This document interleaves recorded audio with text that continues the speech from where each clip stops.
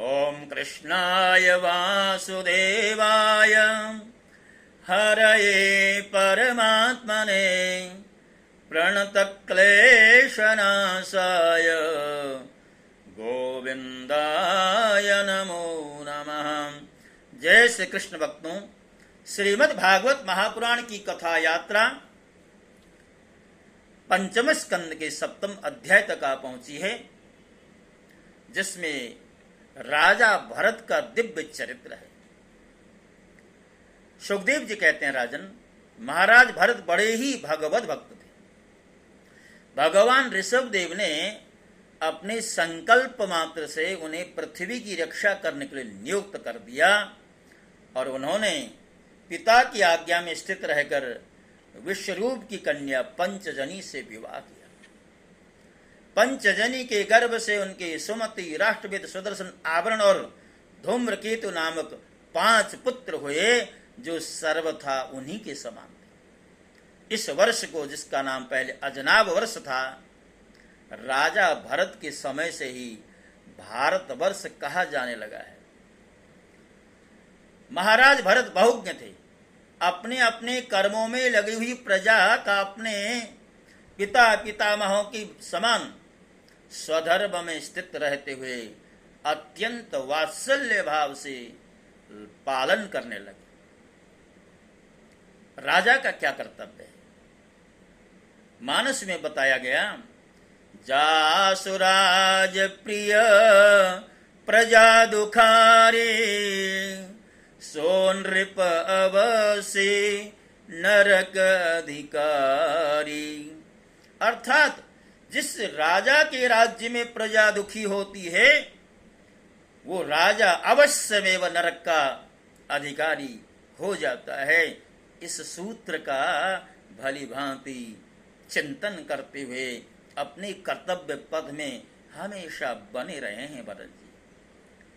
उन्होंने होता, अद्धर्यो, उद्गाता और ब्रह्मा, इन 4 ऋत्विजों द्वारा कराए जाने वाले प्रकृति और विकृति दोनों प्रकार के अग्निहोत्र, दर्श, पूर्णमास, चातुर्मास, पशु और सोम आदि छोटे बड़े यज्ञों से यथा समय श्रद्धा पूर्वक यज्ञ और क्रतरूप श्री भगवान का यजन किया। इस प्रकार अंग और क्रियाओं के सहित भिन्न भिन्न यज्ञों के अनुष्ठान के समय जब अद्धर्योगण आहुति देने के लिए हवि हाथ में लेते हैं, तो यजमान भरत उस यज्ञ कर्म से होने वाले पुण्य रूप फल को यज्ञ पुरुष भगवान वासुदेव को अर्पण कर देते हैं। ब्रह्मार्पणम ब्रह्मभिर ब्रह्माग्नौ ब्रह्मणाहुतम ब्रह्मैव तेन गंतव्यम तेन ब्रह्म कर्म समाधिना। वस्तुतः वे परब्रह्म ही इंद्रादि समस्त देवताओं के प्रकाशक, मंत्रों के वास्तविक प्रतिपाद्य तथा उन देवताओं के भी नियामक होने से मुख्य कर्ता एवं प्रधान देव है। इस प्रकार अपनी भगवदर्पण बुद्धि रूप कुशलता से हृदय के राग द्वेषादि मलों का मार्जन करते हुए वे सूर्य आदि सभी यज्ञ भोक्ता देवताओं का भगवान के नेत्रादि अवयवों के रूप में चिंतन करते थे। इस तरह कर्म की शुद्धि से उनका अंतःकरण शुद्ध हो गया। तब उन्हें अंतर्यामी रूप से विराजमान, हृदय आकाश में अभिव्यक्त होने वाले ब्रह्म स्वरूप एवं महापुरुषों के लक्षणों से उपलक्षित भगवान वासुदेव में जो श्रीवत्स, कौस्तुभ, वनमाला, चक्र, शंख और गदा आदि से सुशोभित तथा नारद आदि निज जनों के हृदयों में चित्र के समान निश्चल भाव से स्थित रहते हैं, दिन दिन वेग पूर्वक बढ़ने वाले उत्कृष्ट भक्ति प्राप्त हुई। इस प्रकार 1 करोड़ वर्ष निकल जाने पर उन्होंने राज्य भोग का प्रारब्ध क्षीण हुआ जानकर अपनी भोगी हुई वंश परंपरागत संपत्ति को यथा योग्य पुत्रों में बांट दिया। फिर अपने सर्व संपत्ति संपन्न राजमहल से निकलकर वे पुलहाश्रम अर्थात हरिहर क्षेत्र में चले आए। इस पुलहाश्रम में रहने वाले भक्तों पर भगवान का बड़ा ही वात्सल्य भाव है। वे आज भी उनसे उनके इष्ट रूप में मिलते रहते हैं। वहां गंडकी नाम की प्रसिद्ध सरिता चक्राकार शालग्राम शिलाओं से, जिनके ऊपर नीचे दोनों ओर नाभि के समान चिन्ह होते हैं, सब ओर से ऋषियों के आश्रम को पवित्र करती रही। उस पुलहाश्रम के उपवन में एकांत स्थान में अकेले ही रहकर वे अनेक प्रकार के पत्र, पुष्प, तुलसी दल, जल और कंदमूल फलादि उपहारों से भगवान की आराधना करने लगे। इससे उनका अंतःकरण समस्त विषयाभिलाषाओं से निवृत्त होकर शांत हो गया और उन्हें परम आनंद प्राप्त हुआ। इस प्रकार जब वे नियम पूर्वक भगवान की परिचर्या करने लगे, तब उससे प्रेम का वेग बढ़ गया, जिससे उनका हृदय द्रवीभूत होकर शांत हो गया। आनंद के प्रबल वेग से शरीर में रोमांच होने लगा तथा उत्कंठा के कारण नेत्रों में प्रेम के आंसू उमड़ आए, जिससे उनकी दृष्टि रुक गई। अंत में जब अपने प्रियतम के अरुण चरणारविंदों के ध्यान से भक्ति योग का आविर्भाव हुआ, तब परमानंद से सराबोर हृदय रूप गंभीर सरोवर में बुद्धि की डूब जाने से उन्हें उस नियम पूर्वक की जाने वाली भगवत पूजा का भी स्मरण नहीं रहा। इस प्रकार भगवत सेवा के नियम में ही तत्पर रहते थे। शरीर पर कृष्ण मृग चर्म धारण करते थे तथा त्रिकाल स्नान के कारण भीगते रहने से उनके केश भूरी भूरी घुंघराली लटों में परिणत हो गए, जिनसे भी बड़े ही सुहावने लगते थे।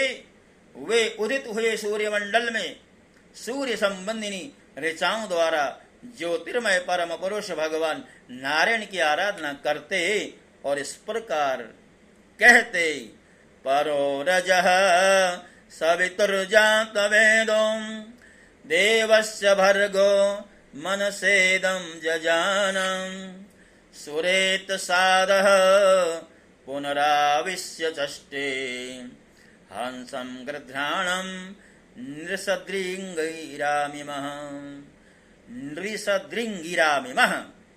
अर्थात भगवान सूर्य का कर्म फलदायक तेज प्रकृति से परे है।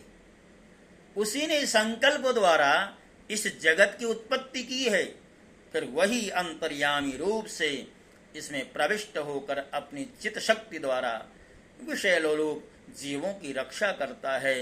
हम उसे बुद्धि प्रवर्तक तेज की शरण लेते हैं। भक्तों, इसी प्रार्थना के साथ सप्तम अध्याय को यहाँ पर विश्राम दिया गया। अगले अध्याय में सब कुछ त्याग करके वन में जाकर के आराधना करते हुए भरत जी का अचानक एक मृग के ऊपर आसक्त होना और शरीर त्यागते हुए मृग का चिंतन करने से मृग की योनि प्राप्त होना और फिर मृग योनि में रहते हुए भी पूर्व जन्म का स्मरण बने रहना कि मैं भरत नाम का राजा था, मैं मृग के ऊपर आसक्त हुआ था और मुझे मृग योनि मिली। तो मृग योनि में भी बड़ी सावधानी बरतना। और तीसरा जो जन्म होता है वो ब्राह्मण के कुल में होता है और ब्राह्मण के यहाँ जन्म लेने के पश्चात भी उनका नाम भरत ही रखा जाता है, किंतु अपने आचरण से मूढ़ की भांति उनके व्यवहार से उन्हें लोग जड़ भरत कहने लगे। अब इन्हीं भरत जी का, चाहे वो भरत के रूप में हो चाहे जड़ भरत जी के रूप में हो, इनका जो प्रसंग है पंचम अध्याय के 13वें अध्याय तक चलने वाला है। तो आज प्रसंगों का अतिक्रमण न हो, अध्याय का अतिक्रमण न हो, इसलिए मैं इस 7वें अध्याय को यहीं पर विश्राम देता हुआ ये जो श्रृंखला है, इस श्रृंखला को और इस एपिसोड को मैं यहाँ पर विश्राम दे रहा हूँ और आपसे पुनः प्रार्थना करता हुआ, निवेदन करता हुआ कि मैं देख रहा हूँ पिछले कुछ दिनों से आप लोगों में मेरे प्रति बहुत स्नेह जागृत हो रहा है, मेरे विषयों का आदर किया जाने लगा है, और मैं ऐसी प्रार्थना आपसे अवश्य करना चाहूँगा कि जिन लोगों तक मेरा ये कंटेंट पहुँचता है, सबके सब लोग अगर मेरे चैनल को सब्सक्राइब कर दें तो बहुत अच्छा रहेगा। अधिक से अधिक लोगों तक और अधिक मात्रा में मेरे ये प्रसंग, मेरे ये संदर्भ पहुँचेंगे। और मेरा तो एक ही संकल्प है कि श्रीमद् भागवत को आद्योपांत भाव के रूप में ही सही आपके समक्ष रखने का है, और इस कार्य में, इस अभियान में धीरे धीरे मैं अपने उस सफलता की ओर या उस गंतव्य की ओर आगे बढ़ रहा हूँ। आपका आशीर्वाद चाहिए, आपकी शुभकामना चाहिए, और हो सके तो आपका सुझाव भी चाहिए। इन्हीं शब्दों के साथ आपसे विदा होता हूँ। जय श्री कृष्ण।